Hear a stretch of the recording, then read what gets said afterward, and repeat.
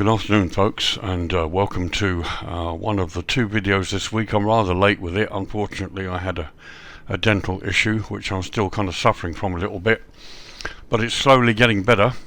I decided to do CAIRNS first because I've had a couple of messages about it, and also the second video for Roslaw in Poland. I'm still waiting on the newer updated version 1.1. Hopefully we'll get that. So it's Friday. I thought I would try and at least get this video in this week. So yeah, this is Lee, your virtual airline pilot, back with you again on a review video. We're in Australia on the northwest coast of Queensland, and we're at CAIRNS Airport in Queensland. Yankee Bravo Charlie Sierra. This is a new payware scenery by TAI Models, and you're looking at version 1, the release version for the PC version of Flight Sim 2020. I can't see any information about availability for Xbox. Hopefully that will happen. Okay, the download is 733 meg and it installs at 1.16 gig. It's currently available from both ORBX and SIMMARKET, and I'll give you the SIMMARKET price. It includes VAT. It's €21.59, which equates to roughly $22.99 US, or £18.80 UK. As ever, US and UK prices are all estimates from the euro, and they do include VAT or tax, which of course may vary depending on your country of purchase. So let's look at the list of features. We have handmade and detailed PBR ground markings and textures according to the most recent airport situation. Handmade realistic terminals, cargo and airport buildings using the Flight Sim 2020 PBR materials. Realistic airport lighting, taxiways and aprons, optimised for performance on most types of systems, and custom jetways. There are one or two issues with the jetways, and you'll see that during the JETWAY test. We'll go into that later. So as ever, let's start with some history.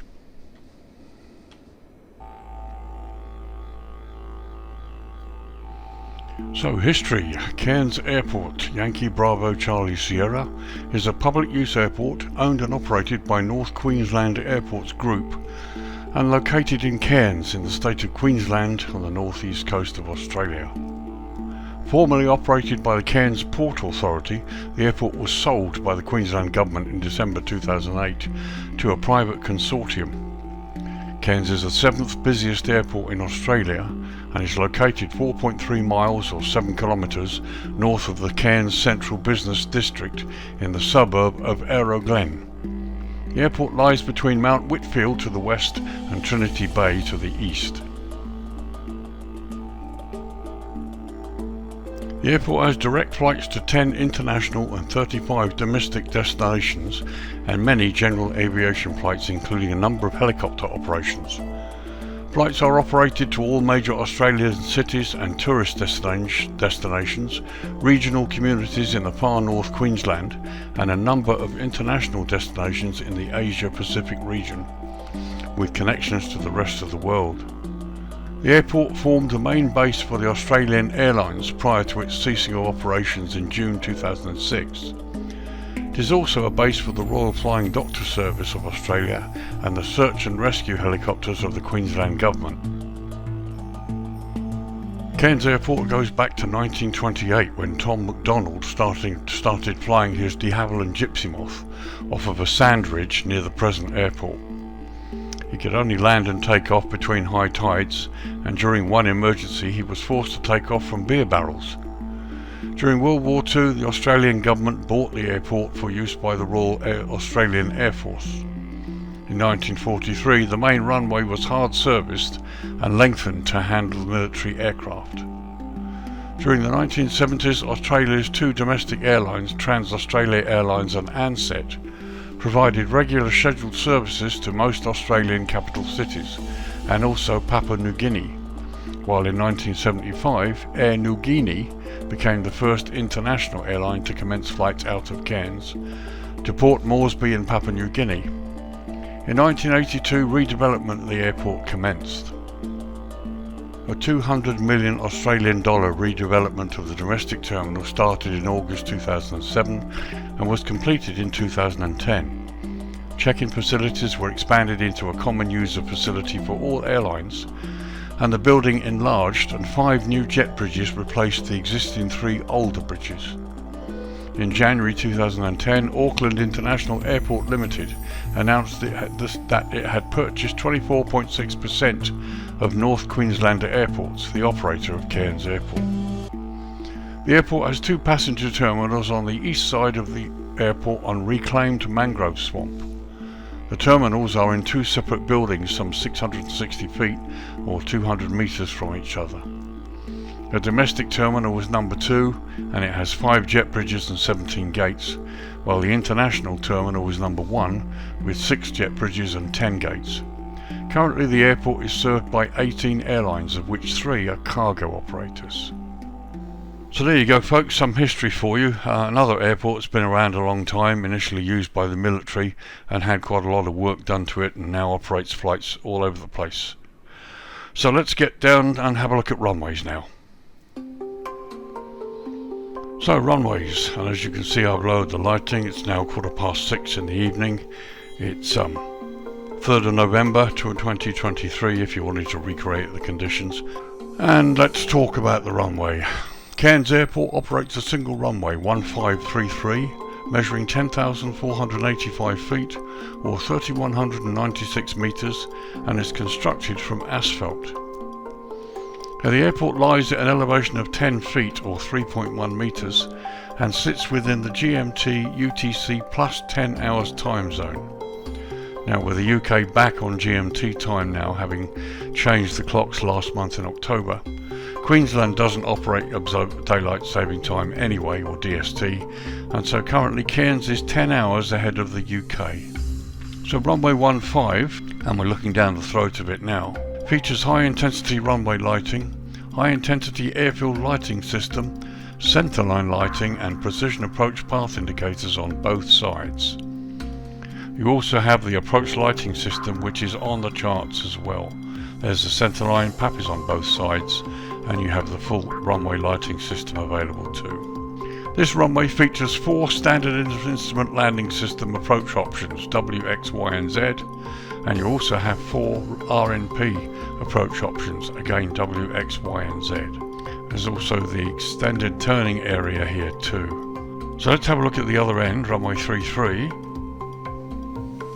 So here we are looking down the throat of runway 33, the other end, which again features high intensity runway lighting, medium intensity approach lighting, and again precision approach path indicators on both sides of the runway. Here you can see the medium approach lighting. You've also got the turning circle, there's the centre line, and the runway is pretty much as it is at the other end. As I said before, the keen-eyed amongst you will have noticed this area here. Obviously there was an old runway and a whole different configuration in a previous life, but now we're looking at a single runway operating airport. So runway 33 operates again 4 standard instrument landing system approach options, W, X, Y and Z, and this time 3 RNP approach options, W, X and Y. So lots of options for landing at either end.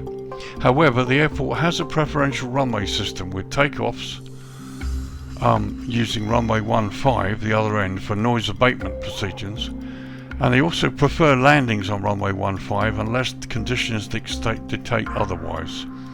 So pilots consult your charts, make sure you know what you can do and what you can't.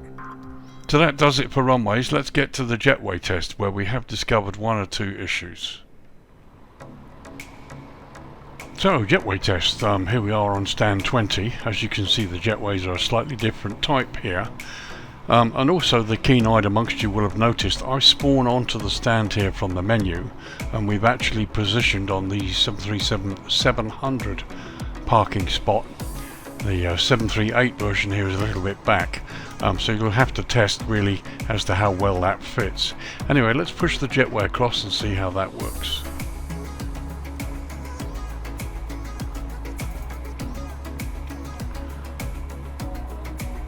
See if it actually makes a door. It looks to be a little high, but we'll see in a minute. Right, it's missed the door completely. And to be honest, if we parked the aircraft on this 737-800 point, we wouldn't get the jetway at all. Let's get a close look at this. So there you can see the jetway isn't really working very well, certainly connection on this stand. Let's remove the tug and have a closer look at the nose gear position.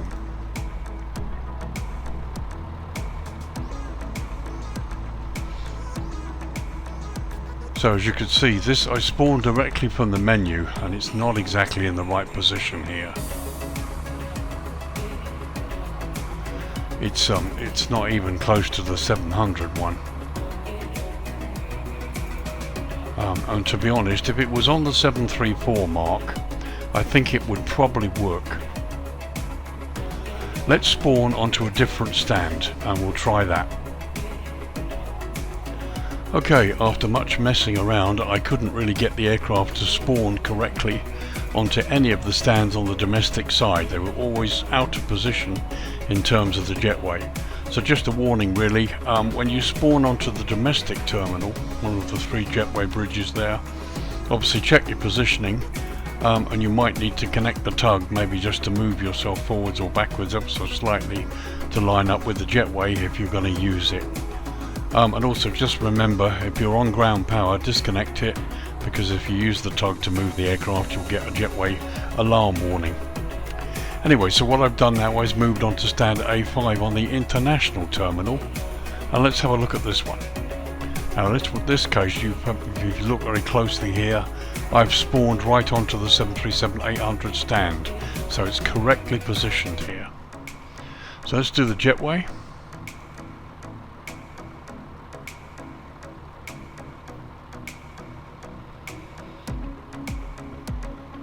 That looks pretty good positioning. Okay, we've gone through the skin a little bit, but let's have a close-up look.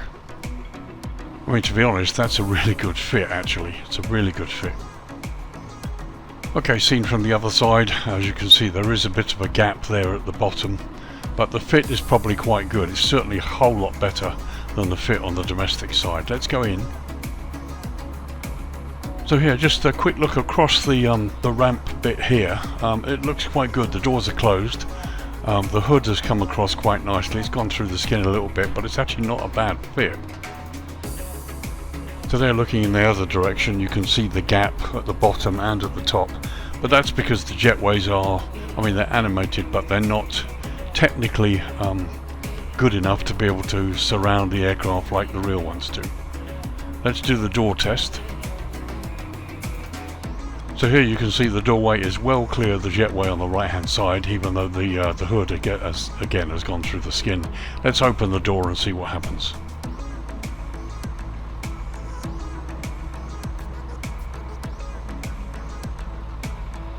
So there, as you can see, the door opens perfectly okay. It's clear of the hood at the top and it's clear at the bottom. And there's a view from inside the aircraft. So let's disconnect the jetway. Again, the hood springs back.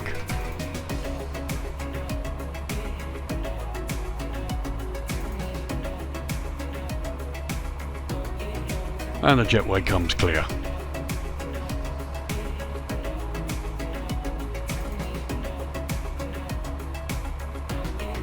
So I'm just going to remove the tug for a minute.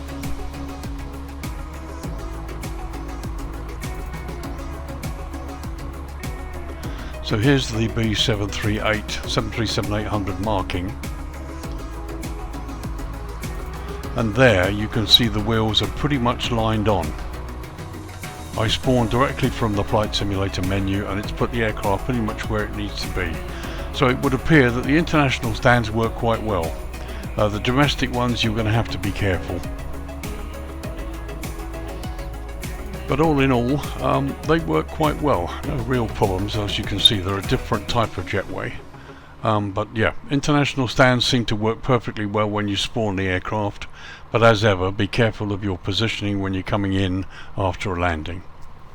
So that does it for jetways. Let's get on to the main tour and have a good look at this airport.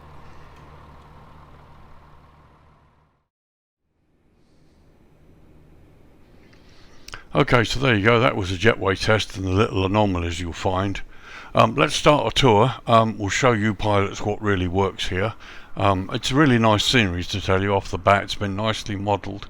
Pilots themselves, you're not going to have any issues flying in here, apart from the potential docking issues.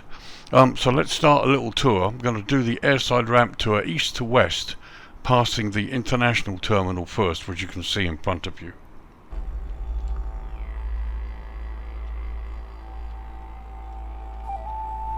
Just try and get the speed right. As you can see, the ground markings look great. Lots of oil stains on the ramp, just as it should be. Everything looks really nice. Totally different set of jetways here. They work very differently to the ones many of us are used to. But again, some nice modelling, wonderful texturing on the buildings. We go a little bit closer. Various bits of clutter. The ground markings are excellent. Here's my Airbus A320 parked on one of the stands. And you can see everything, including the connections to the fuel pumps when the fuel vehicles connect up. Got a few static aircraft, some of which are generated by FSLTL. But let's continue around to the domestic side. And as you can see, the airside ramp, the detail looks exactly the same. We've got the same quality of detail, with various bits of ground clutter, much of it unique to this airport. And some really nice modelling, everything done 3D, no photo scenery sitting around anywhere, and it all looks really quite nice. Some of the stands probably can't be used. There you can see you've got some ground equipment that's sitting on the stand where it shouldn't be. But all in all, you know, this is nice. Very nicely modelled. This is a generated aircraft there. It's not, I don't think it's part of the scenery. I'll just quickly pass towards the land side. You can see the same quality of modelling is continued on the land side area. They've not left it to photoreal, done a nice job. Car park is good, it's all nicely delineated with cars in it. And again, I like the foliage and the trees. It's all pretty good. One or two trees up there in the distance encroaching into the road.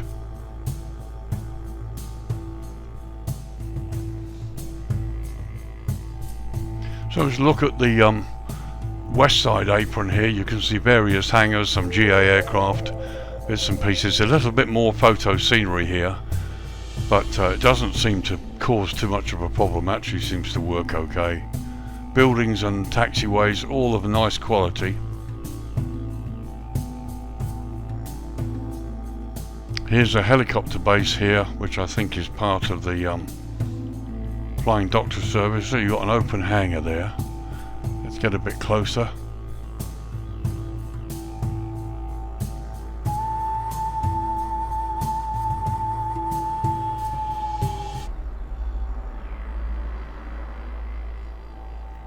So just a close-up look at this helicopter area. A company called Nautilus obviously operates from here. And here you've got some nice helicopters.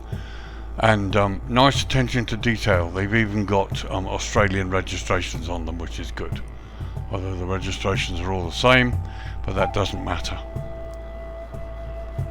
As you can see, the models are really excellent. Very, very nice indeed. Okay, so just a quick look landside of those buildings. You can see we've got a mixture of default and photo. Here's the photo bit, here's the default scenery that's a bit sort of crumpled. And you've got some vehicles here parked in the spots that have been added to the scenery. But all in all, it's not bad at all. I mean, you know, the pilots are not seriously going to be interested in this. Got a coach crossing the runway there. I mean, I don't mind them crossing the runway so much as long as they're not going down there. So it all looks pretty good.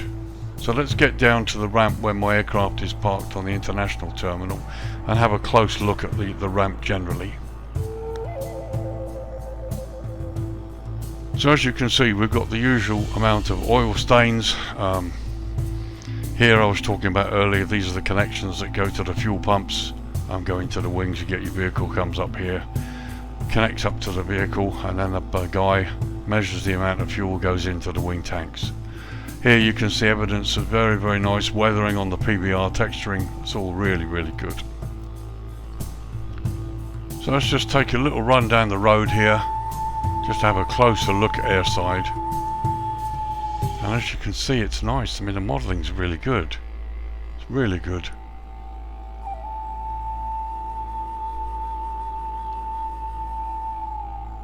It's a bit sort of lacking with engineers and ramp staff, but intentionally, I mean, it's very nicely modelled. While we're here, let's pop in through the glass to the inside of the domestic terminal.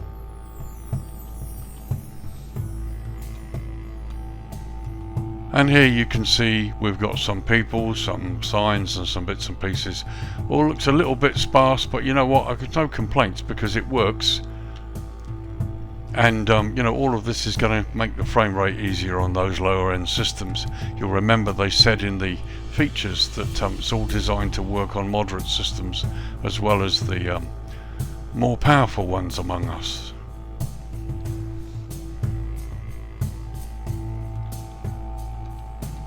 So pop back outside.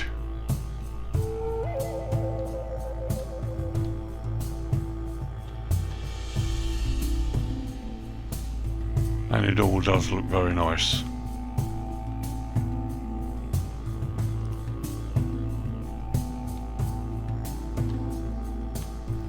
Right, so sorry, that was the international terminal part that I was looking at, not the domestic. But yeah, even little off-airport bits like this, you know, they've left nothing to chance. It's nice. And if we go down here, look, even the clamps that hold these light stanchions in place are there, and the details there.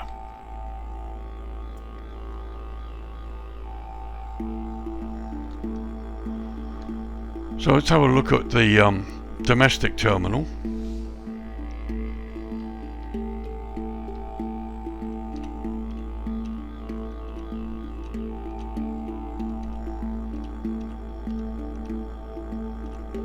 So again, you've got very nice roads that have been done and modelling on the buildings that we saw a moment ago.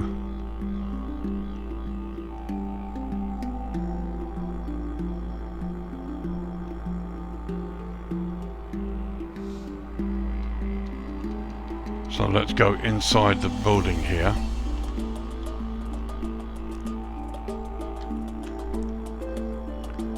And again, we have interior development, which is very nice. So this is airside. Here are some people in the airside lounges. And it looks quite nice, very pleasant indeed. And there you can look out the window and see the view. You've got the misted glass. Obviously we're in Northern Australia where the sun gets really bright here. It's very tropical, so you've got the misted glass to stop you getting blasted by the sun. So there to the left you've got the fuel dump, and here's the QANTAS freight building, again at the very far southeast end of the domestic terminal end. There's the car park, land side of the domestic terminal. In fact, let's just take a tour landside here, see what we can see. So we're now going north, past the landside part of the domestic terminal.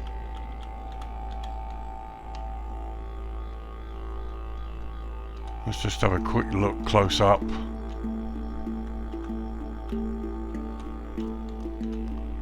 And there from the outside you can see there's development inside.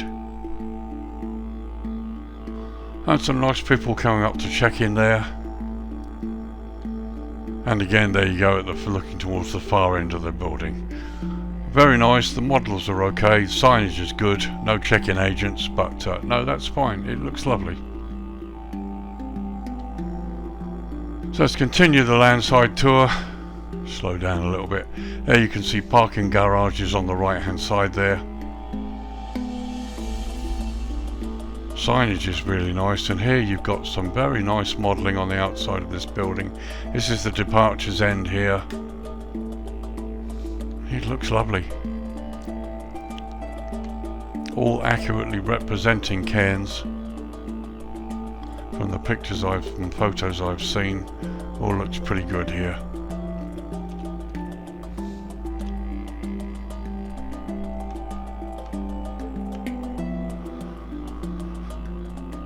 Now in some sceneries we'd see a few people who are standing out alongside and a few taxis and cars and stuff, but I'm not complaining. They've designed this to be optimised for lower end systems as well, and so obviously the more you add, the more difficult it gets.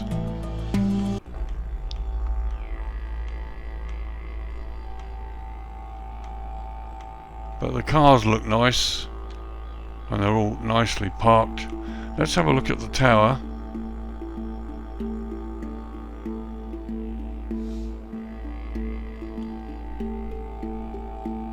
Again, very nicely modelled from the outside. See whether there's anything inside. Okay, very basic, no people or radar screens or anything. But they've done the windows nicely. You can see out through the windows, and you get this misted effect, well, where the windows are coated so the sun doesn't blare through.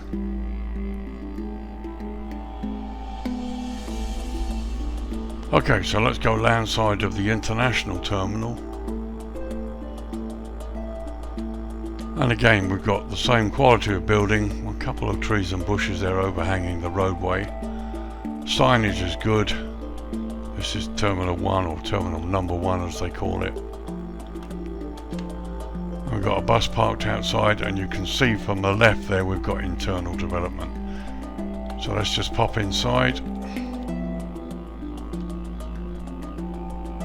And of course the international terminal looks a little bit better. Got some trees growing in through the glass there. That's something maybe they should fix in an update. And there we are looking in the other direction, and again you can see out through the misty glass to the left. So there's the upper level, and you can see the other end of the terminal there, which we'll take a quick look at. Signage is good, looking at the upper left there, the administration centre. And there's an overview from the same level. But as you can see, we've got foliage growing through the grass there. That needs to be fixed, if indeed it can be. So here's the far end, the far eastern end of the terminal. We've got that nice little seating area down there, and it's great. It's perfectly acceptable. So back outside again. I mean, it all looks nice. Here we got the bus bay on there to the left.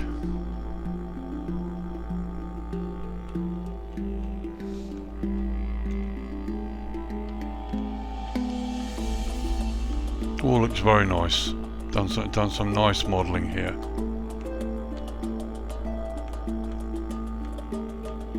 We'll just swing back over the car park. As you can see, we've got a nicely delineated car park with the cars parked in the correct spaces. Here you've got the main entrance. Bit of photo scenery there.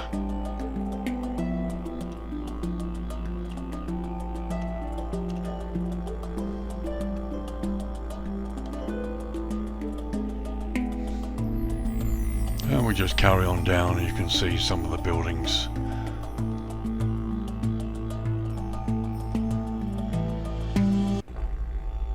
And we're just going to the far southern end here.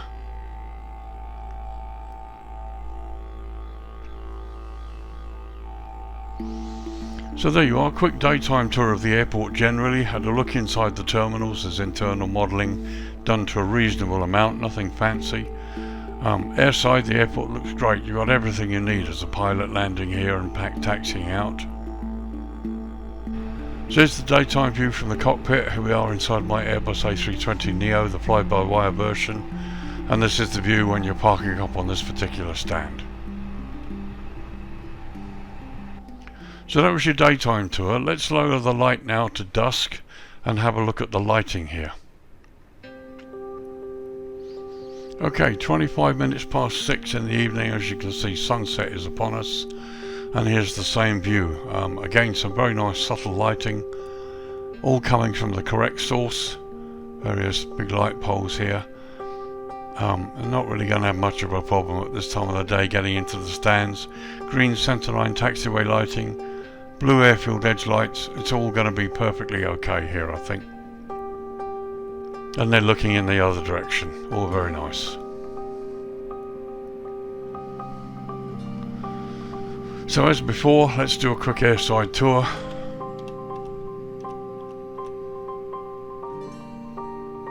And here you can see inside the buildings there's a very nice blue glow, which I think is really pleasant. Many airports come to life after dark.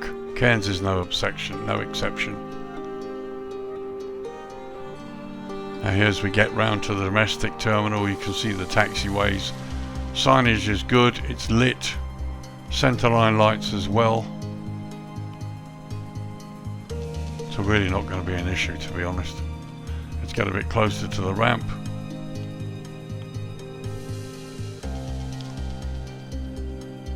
Again, some very nice lighting. And there on the terminal there you've got the same internal lighting, which you can see from the outside. It's very nice indeed.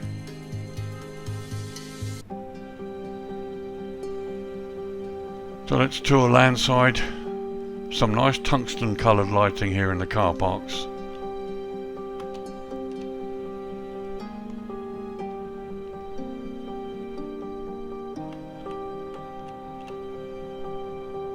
And here we are landside going past the terminal. As you can see, the lighting's fine, no real problems at all.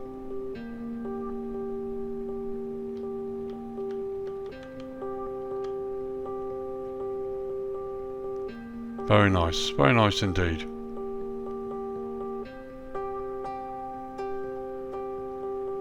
Very effective landside.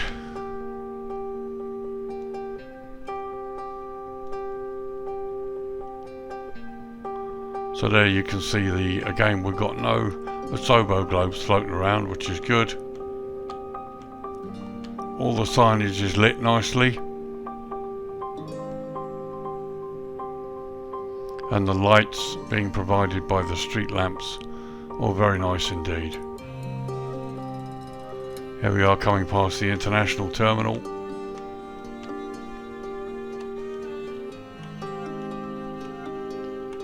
And there you can see the internal lighting in the terminal, which looks very nice.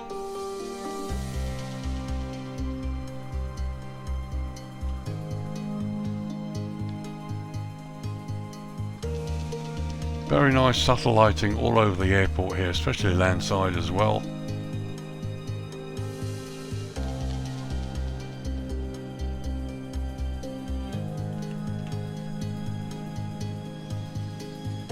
So just a quick look at some of the taxiway signage and lighting as we go across to the western side, where we look at that helicopter base and the GA hangars on the other side of the runway.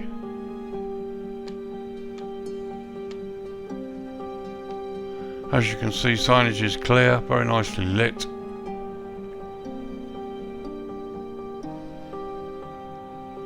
Now we come across the runway there, you can see the taxiways are nicely delineated. There shouldn't be any problems getting on or off the runway. So once again, looking at this western apron here, some very nice subtle lighting. Green centerline lights as well to help you find your way to this side should you need to.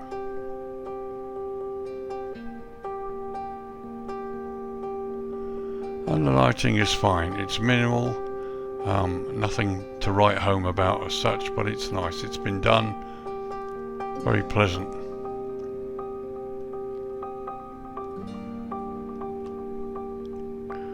And here we're coming to where the helicopters are parked.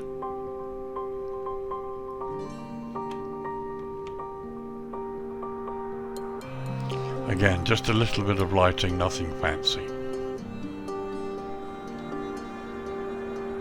And there we are looking up the runway, and you can see below us we've got helicopter pads. So that was dusk. As you can see, the light is rapidly fading. Let's turn it down to night time now and have a look. Okay, 10 PM local time. There's the main central area with the domestic terminal here, international terminal there. And here's the GA side that we just looked at. It's 10 PM local time. You can see the lighting has really come up. It's very nice. It's really, really cool. We're looking at the GA apron and the western side of the airport here. There's the helicopter base. Again, just some general lighting on the buildings, no ramp lighting there. So here's the ramp. Here we are at the domestic southern end of the complex itself.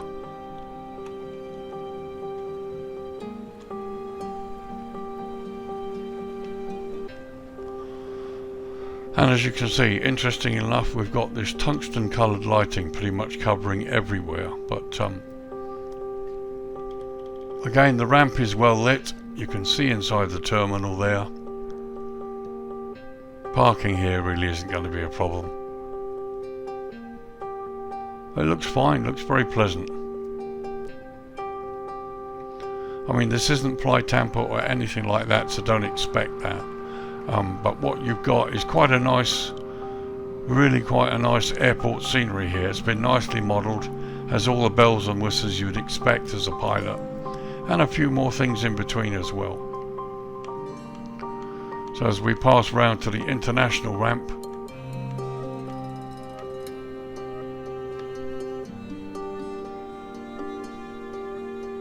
very nice, very nice.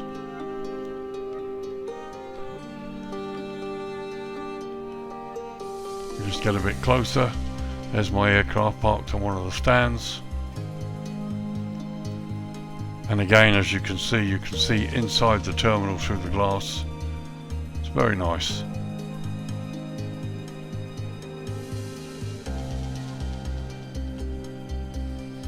So a quick look landside at night time. Again, there you can see into the terminal through the glass from landside here. As we pass landside of the international terminal, that's a nice effect. You need to sort those trees out, really. That's the only real major criticism I can see. Hopefully they might be able to do that. But no Asobo globes. Some very nice subtle lighting, all provided by the proper lamps, which is great.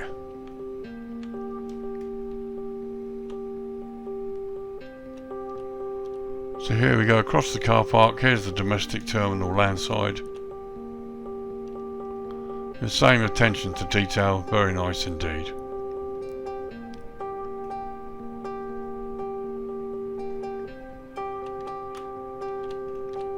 I do like that kind of rock granite effect on the right side of the building there. And again, we can see inside the terminal. It's lovely, it's nice scenery.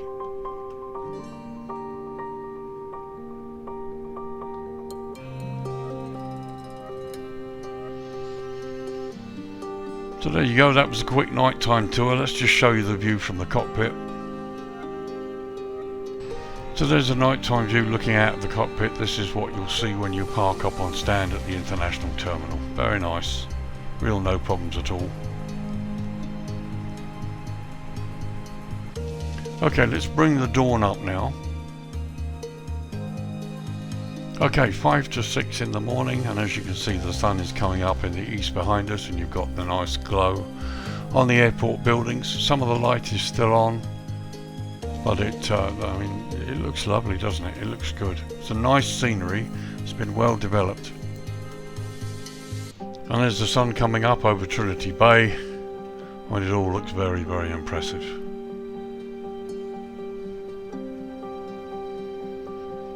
Okay, 7 AM local time. As you can see, the sun is well up, and time to give you my conclusions.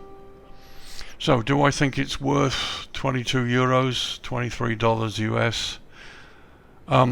It's hard to say. I think really it's a little, probably just a little on the expensive side, but not by much. €22. Remember, these prices include tax or VAT. I think it's probably nearer 19 to 20. Not a lot of difference. You have to remember, this isn't FlyTampa or Pyro Dev Company. And TAI Models, to their credit, have been very realistic about what they intended to do with this scenery. If you remember the features, one of the things they said, it was optimized for performance on most types of systems. So that means a lot of things that you probably wouldn't want to be put into a scenery to affect lower end systems. You really don't want customers coming back and saying, yeah, lovely scenery, but I can't use it because the frame rate is dreadful. But they've done pretty well. They've included a lot of things you wouldn't expect from a, quote, basic scenery, unquote. You've got people inside the terminals, just the right amount. They've not put anything outside landside, but airside, everything's as detailed as you'd expect when you pull up here as an aircraft and a pilot in the aircraft. So from a pilot's point of view, it's lovely, everything you need. It fits in beautifully. It's a lovely part of the world here, and it's probably the best version of Cairns Airport for the moment that you could get.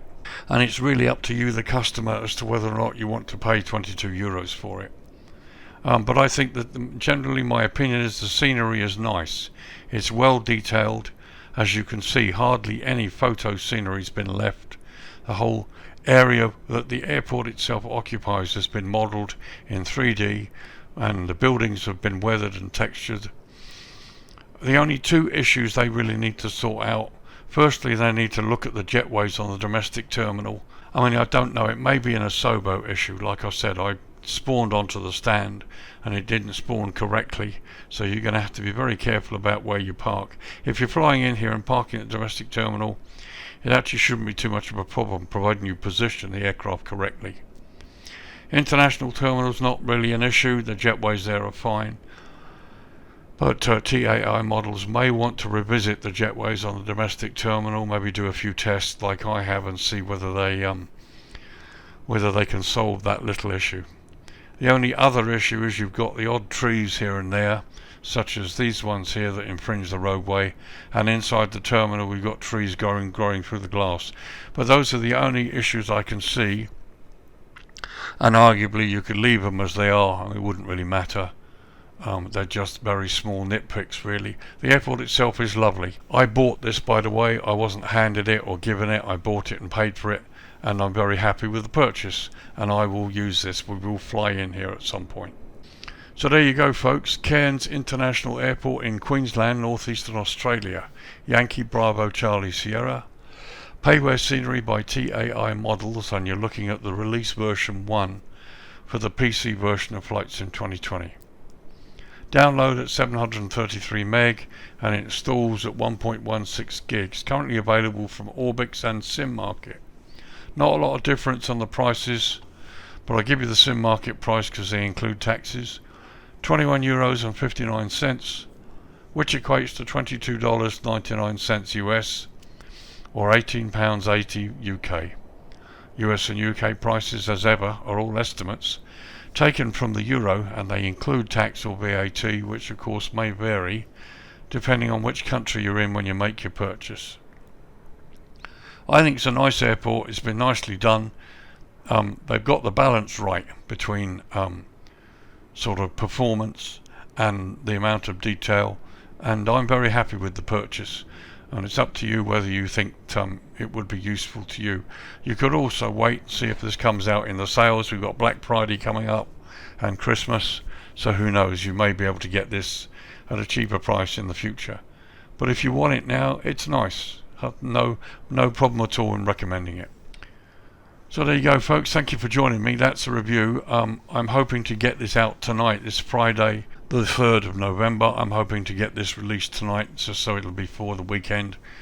I'm going to try and do the Polish scenery from Zreki Designs at some point. I'm still waiting for version 1.1, so hopefully we can get that sorted out. But in the meantime, I hope you've had a good week. Enjoy your weekend, and I'll be with you in the next video. So take care, and thanks very much. Bye bye now.